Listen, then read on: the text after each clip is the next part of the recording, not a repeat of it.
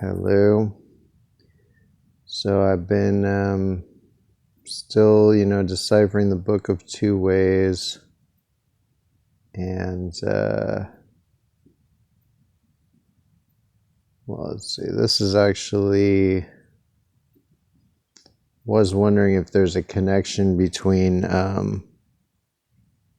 this Göbekli Tepe 12,000-year-old stone pillar from you know southeast Turkey, Kurdistan, or historical Armenia, whatever you want to call it, historical Assyria or something. I don't know, but it's like this. I think there's at least a chance that this is the upper world and that this is the underworld, and there's like a little headless human figure here, which is taken to represent the afterlife. And then this is seen to be the head, or representing the head up here. But there may be a terrestrial aspect to it. And it was just interesting to me that in this, in the Book of Two Ways B5C, they have these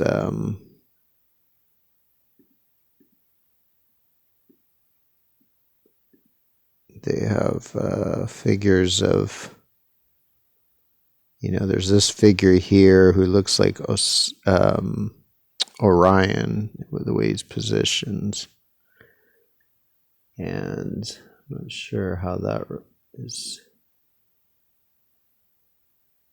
Yeah, so this guy's positioned similarly in a sense, like he has his where this should go.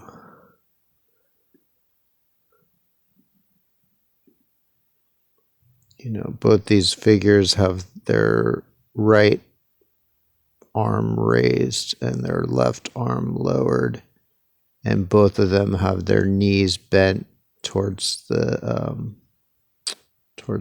right, our left, I guess. So anyway, and this is in the underworld. This is in America. Like, this is in basically Mexico. And there's also at the top, there's this guy. And so just the whole positioning, like the positioning of this guy is just randomly like up in the air, and he's on top of this random, creature who's seems to represent Baffin Island. And so, there's a chance that this represents something similar, that maybe these animals might represent America somehow. And maybe these animals represent Afro-Eurasia. I was thinking at some point that, that this creature in here might be like this. His head might be Peloponnese Peninsula, and his neck might be the Balkan Peninsula, and then his tail might be Çatalca Peninsula, like Thrace. And then these H's or whatever might represent Asia. But who knows? And then I was thinking that maybe this was Iberia, and then this is West Africa or something.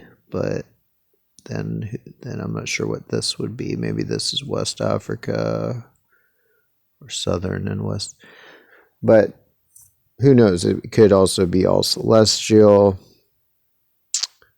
But I'm guessing that the ancients, that everything was celestial and terrestrial. Like, most things had both elements. So that's something to ponder.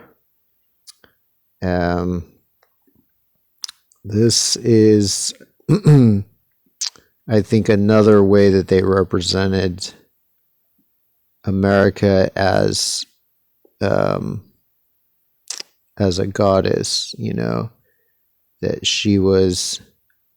This is the Egyptian, depiction of Amentet and Osiris, and his real name is like Ausar or something like Ausar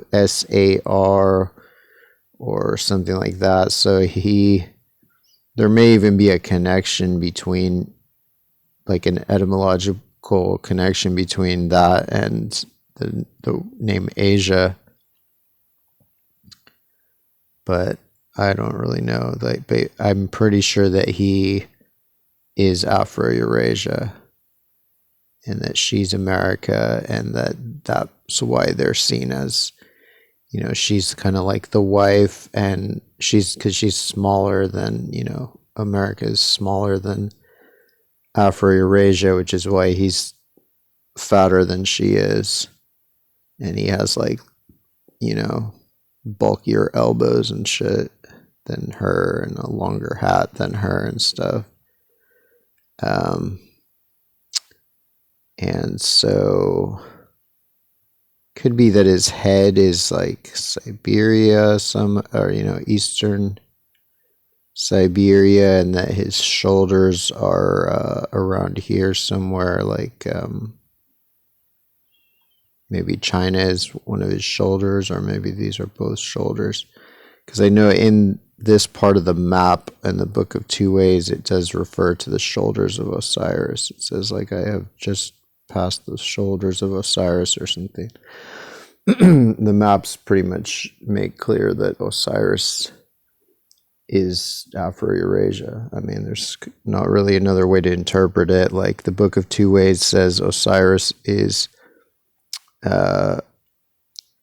made of earth, and he's surrounded by water, and it basically indicates him as soon as you leave America and go back to Afro-Eurasia. It basically says this is the realm of Osiris.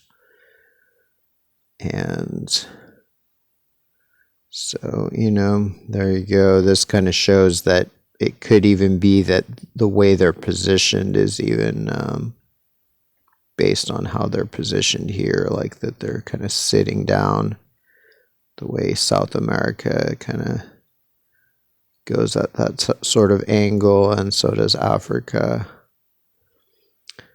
So there you go, from an ancient Egyptian tomb of, I think the deceased and his wife was over here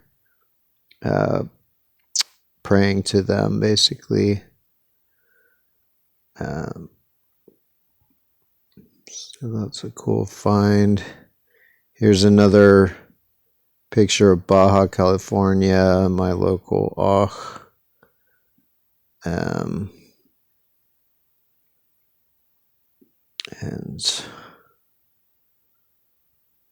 one of the first ones that I visited, I guess.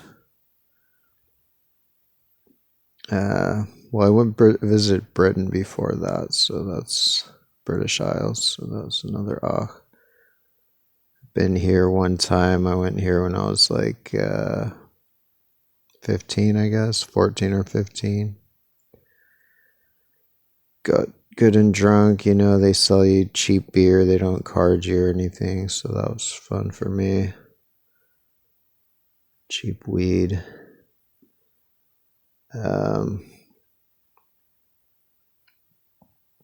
Anyway, so yeah, it's pretty straightforward. Peninsula. Oh, one thing I was noticing, I was like fiddling with the idea that maybe this point right here, whatever that's called, like basically where Santa Barbara is, might be the tip of that. Maybe this guy includes some of the inland part, because I noticed how his head kind of is at a point, it rises up. So, and whereas that's not the case, like right here, and even this bump right here doesn't seem big enough to account for how his head, how it rises up to his head. So what I think it is that this, contrary to what I had thought, I was thinking that this bump in the middle was just a muted form of this, but now I'm realizing that probably this bump is this bump, which is actually quite accurate shape of, or relatively accurate shape of that bump. And then this, and then his head is this thing, which is kind of like the business end of Baja California for sailors. And then, and then it goes down a bit and then in. And it actually does, in a sense, like it goes down and then in. There's like a inlet right there, which sailors can get stuck in if they're sailing along the coast. So, and then I guess the rest of it would just be like the knife, basically. So I'm not sure how exact everything has to be in this, but that's my guess, is that actually the head is this thing. Could be wrong, could be less exact and just represent, this general area, but that's what I'm leaning towards.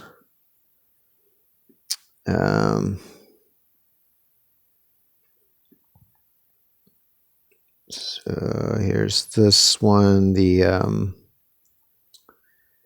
Newfoundland.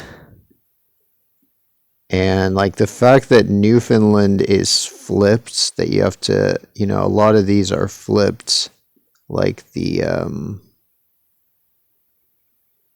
don't know, just in this ancient tradition, they call it retrograde. They say like certain aspects of these maps are retrograde, or sometimes the whole map is retrograde, which is kind of an underworld thing, because the underworld is retrograde. The underworld is kind of opposite directions and everything, the antipodal hemisphere. But so that's one reason I'm thinking the next gatekeeper over might also be flipped. But let me see if there's anything extra I can point to in here. I don't know. I just love this one. It looks cool. And I like the way its little foot is there. And I think it's funny the way they fucked up and thought. See, what I think happened was originally it was a rabbit and with a bushy tail. But then somebody who was coming using that map and charting it again, they were sailing along the back, and then they saw this thing. And I'm guessing it looks like they took that to be part of the tail. That maybe they saw, oh, that's like the beginning of the tail, and then this is a continuation of it, even though it somehow becomes invisible here. And then it continues on down here. Whereas really it should just be a bushy tail. So that's another, I mean, as I showed before, that's just, it seems to be a mistake in the ancient redaction. But, at least it shows how he's like just right up against the coast. Let me see if I'm able to delete this. Sometimes it doesn't let me. No, it doesn't let me delete. Awesome. All right, so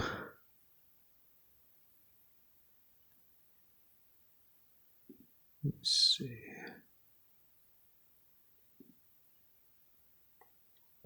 So I'm still trying to figure out like what this guy is, and so I have like a tentative solution, but it's hard to really know. This is Taiwan. Okay, so this guy is okay, this really sucks. This thing is not gonna, oh, okay, there, finally.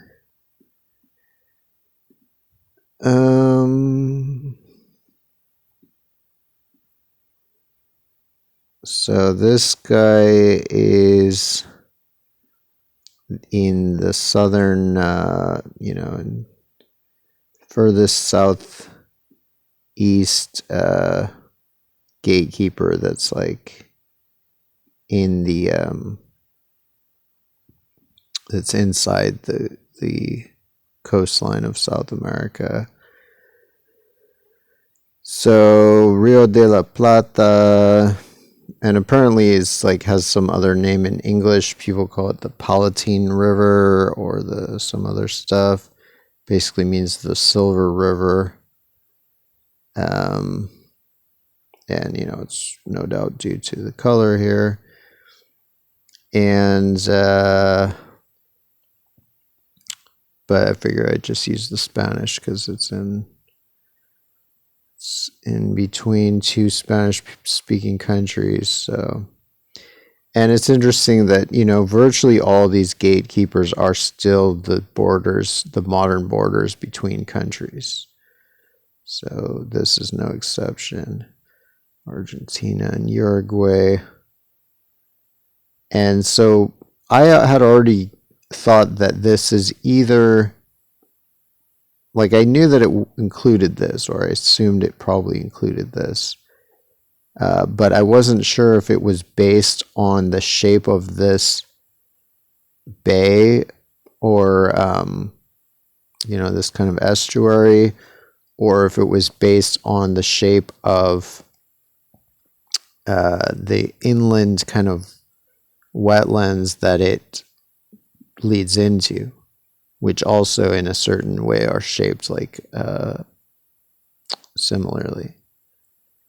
But I realized that not only does this fit so perfectly, arguably better than the other one, also just by realizing how many of the other gatekeepers are of this nature, because this was the first gatekeeper where I first thought maybe this is what he is, maybe he's this bay. And so it was only just recently, like this last month or something, that I realized some of the other ones on the same coast are also the shapes of bays. So Chetumal Bay, which is the border between Mexico and Belize, and Chesapeake Bay, which is like the only one that's not really a border, but it's basically goes as far south as Virginia, I guess.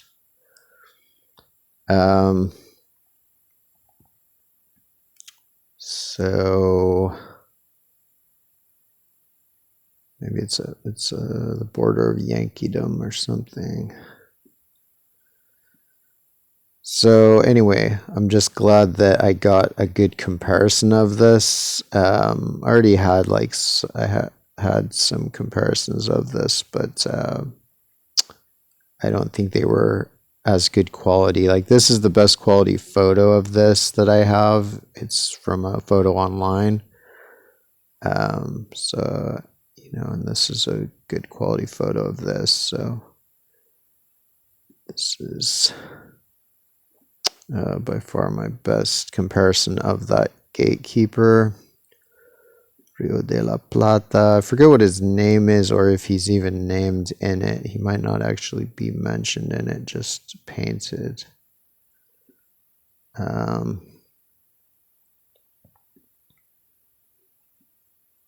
So these are Nova Scotia, which I'm thinking... Well, first I'll do this. Okay, so this is Tierra del Fuego again, Isla Grande de Tierra del Fuego, and so this is a version of it that that is like a reconstruction, because the original is really small and it's pretty faded, and this is not completely accurate because the actual thing is not all monochrome. It's like polychrome, different colors. So but the shape of this is pretty good. I think that this little inlet type of thing right here might be extra based on, because the original also has a stain like right there, like it's basically erased like right there. So that's kind of hypothetical. It might be smoother right there, closer to what it actually is. But the rest of this seems pretty accurate. So, you know, it has the, you know, this coastline. It first goes up to a point here in the most important part, which creates the Strait of Magellan.